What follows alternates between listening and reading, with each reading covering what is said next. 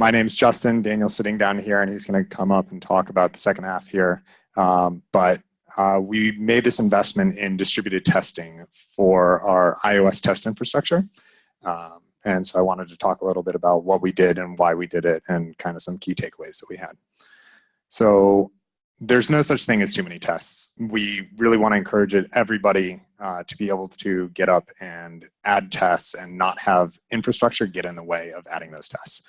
When you've got a proper testing pyramid, some of the tests are going to take a long time. It's been talked about in some of the previous talks, and we want those types of tests to be encouraged as well as unit testing. And so we were getting to a point where we had something like 150 minutes worth of tests across our whole entire suite. We started chunking these tests manually into different types of tests that we had. So we would run an iPad suite and an iPhone suite, and we would have our unit test suite, and we had view snapshot tests. And we had kind of gotten to a point where there were no more good logical separations of tests into smaller chunks. And so we were starting to look at, well, should we break these in half again? Should we manage this manually? How do we keep the amount of time to get a response on a pull request down low while trying to encourage people to continue to add these tests? And we believe that as you're spending this time sitting and you're waiting for a pull request to get a response, you end up in a state where you context switch. You go do something else, and you spend this time where you're just kind of I'm going to go fix some other bug, and then you change your development environment, or you go change your branch, something. And so this context switching back and forth, you lose productivity from that. So this is what our world looked like. I said we had 150 minutes worth of tests. And for a developer, in order, from the time that you actually merged a pull request, it took about 50 minutes to get a response of red or green of did I break master. We even had a subset of the tests that we ran on each pull request because we had so many functional tests that it would take this full 50 minutes, and that was unacceptable to us. So we ran about half of the functional tests, and it took probably about 25 minutes on a pull request. So when we started implementing distributed tests, one of the gains that we got is we saved about 25 minutes in how much time we spent on the overall cluster across all the machines because we only needed to build once, and then we could go run the tests. The more substantial thing here was we could get a result of our 150 minutes worth of testing and get that result in 20 minutes. That includes doing our full build of our app across all of these machines. And we went from sharding out to 5 different machines manually to, I think it's 14 machines dynamically. So one of the things that we had to do in order to enable this was separate building and testing of our app. So we leveraged something it's called XC Tool from Facebook, and it gives us the ability to actually generate our build artifacts and then transfer them to another machine. With Xcode build, we found that you couldn't just generate the artifact, send it to the other machine. You'd go and invoke test, and it would say, oh, I need to rebuild everything. All the timestamps have changed, or your environment variables have changed. And so there wasn't really a good way. I believe maybe in Xcode 8, they've now enabled you to go and run tests with pre-built artifacts. So we leverage XC Tool. This gives us a really nice advantage of we can use Mac Pros to perform our builds, which are really great for performing builds, like mini cores, super fast, and build tests are really optimized for mini core machines. So we basically cut the amount of time that it took to generate our build artifacts in half.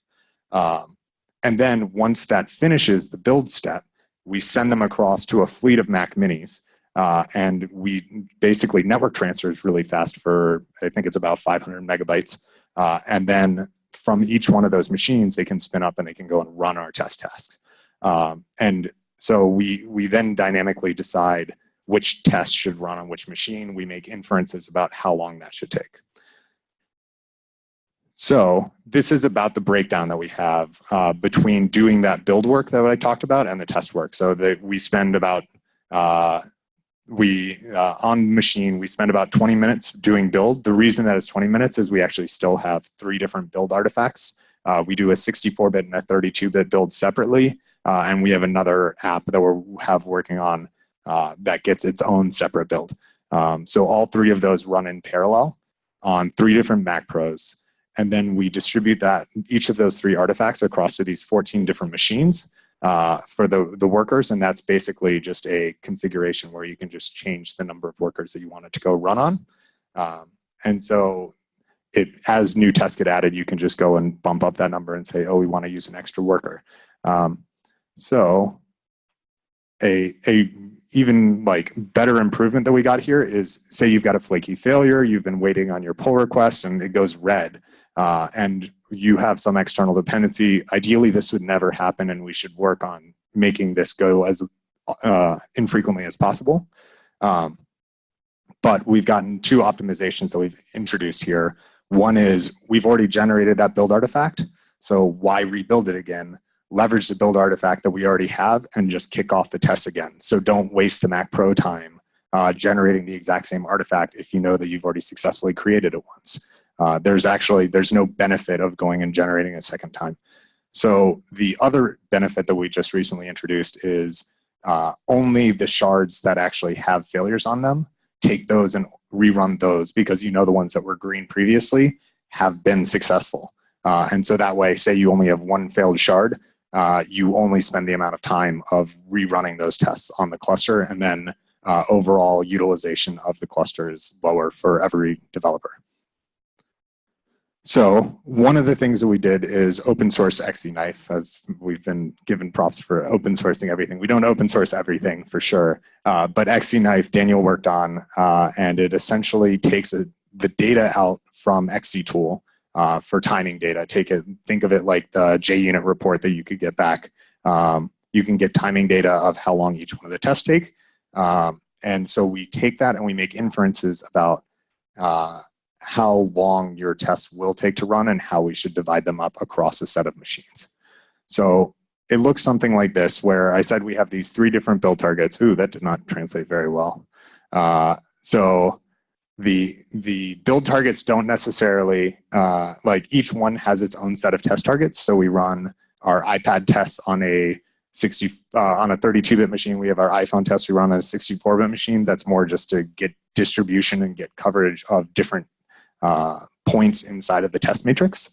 But then we have different types of tests that want to run on the different build artifacts. And so it basically chops up those test classes and needs to join them together within a single test configuration on a particular machine. So say you had 4 different workers for the 64-bit build artifact. Whichever one of those 3 test configs took the longest, it would essentially chop that in half and say, okay, half the time is going on the 4th machine and half of it's going on the 3rd machine.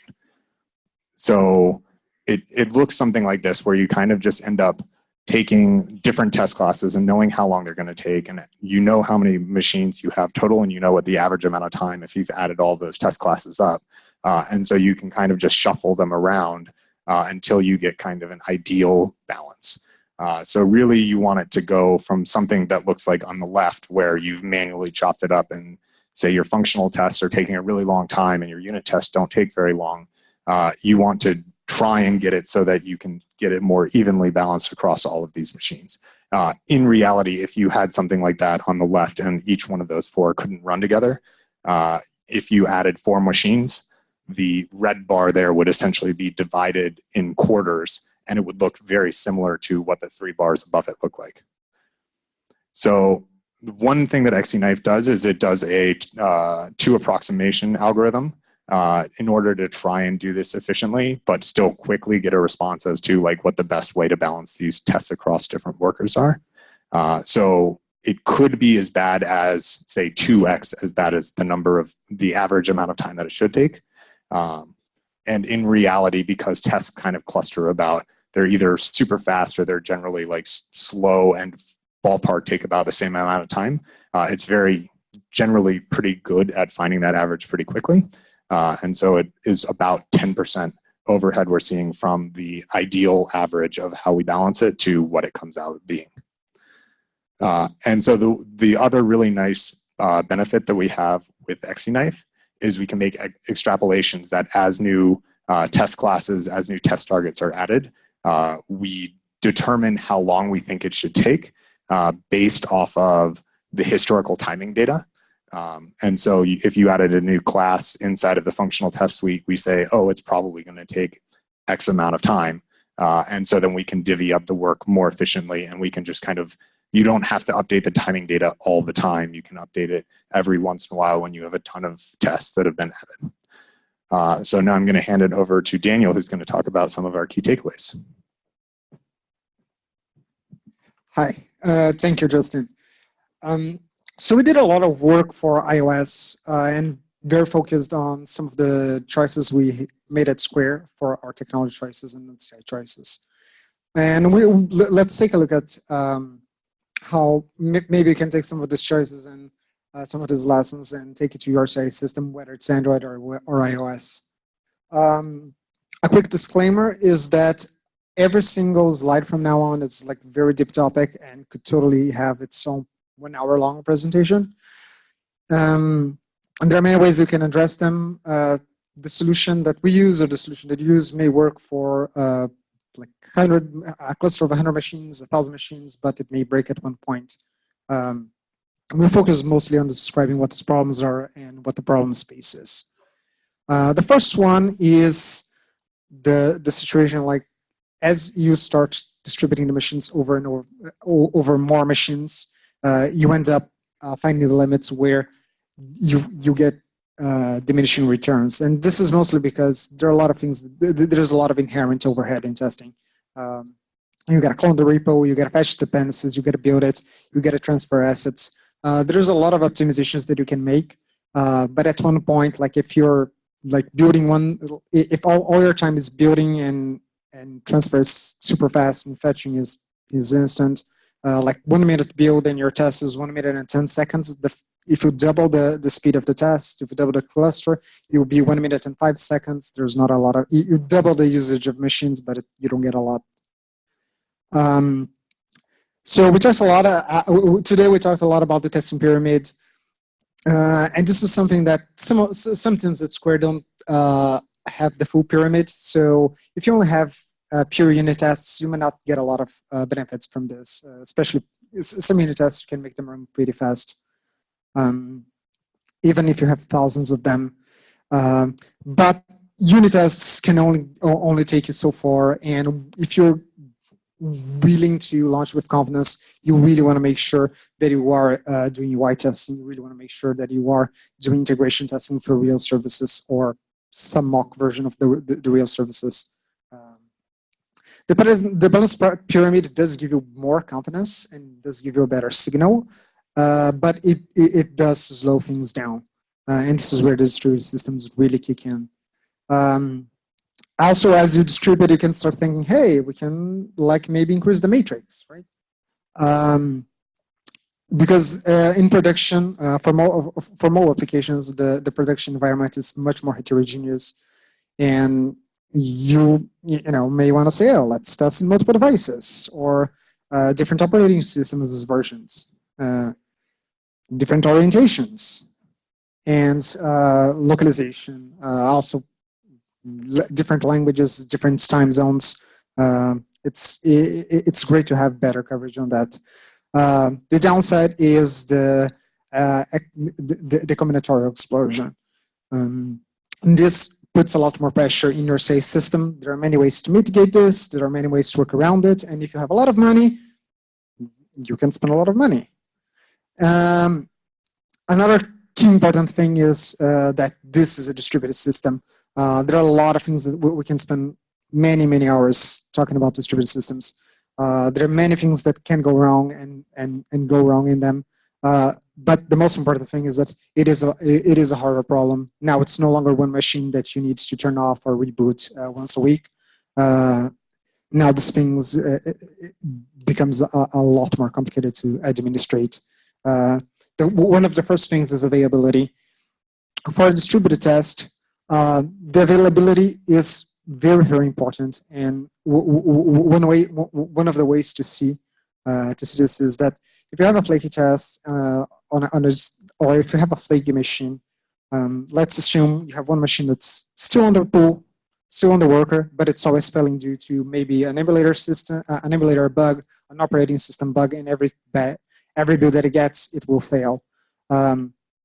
If you scale your distributed test suite to all the cluster, all of them are always failing. If you distribute it to half the cluster, there's like 50% chance that you get the machine. If you're a quarter of the cluster, 25%. So the availability for the individual machines, they harm the entire build much more than on a single machine. So in order to counter that, you have to think about operations. And operations means like you have to, these machines, they have to have proper metrics, they have to have proper monitoring. Hopefully your system is self-healing. Building self-healing systems, distributed systems, is hard. If you read Amazon's or Google's cloud infrastructure post-mortem, you will see how these things fail. You have a lot of cascading failures, very hard, usually on the integration between two systems. But very hard to debug. And when these things fail, you really want the monitoring to be set up. And testing your same infrastructure may sound a little bit like a Russian doll issue where you're testing your testing infrastructure, but it's very important to decouple the testing that a failure on a test that you're running and a failure on your CI system.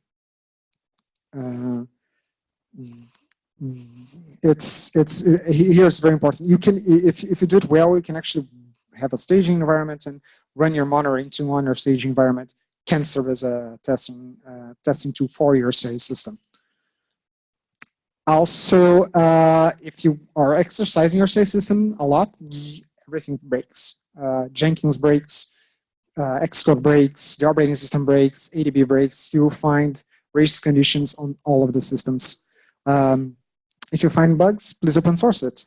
The XC2 has found a lot of workarounds, Xcode's to chain.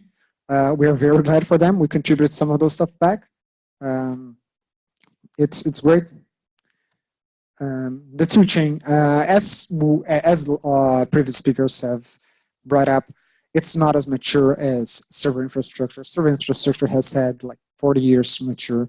These things have been around for 10, 15 years. Not as reliable compared to server infrastructure. They do serve a much simpler problem, much more homogeneous. You have direct control.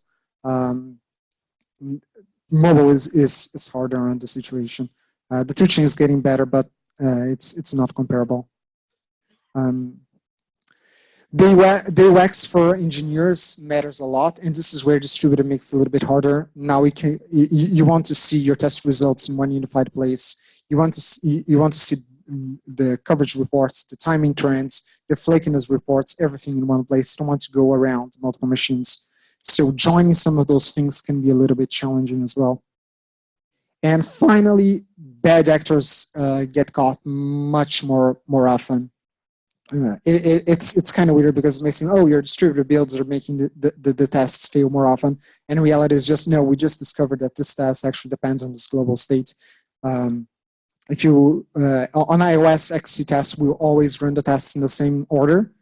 So it's very common. We have found it very common to have tests that depend on the setup from a previous test.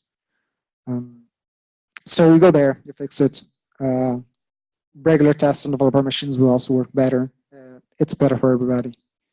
And this is it. I'm Daniel, this is Justin. These are emails. If you have any questions, please let us know.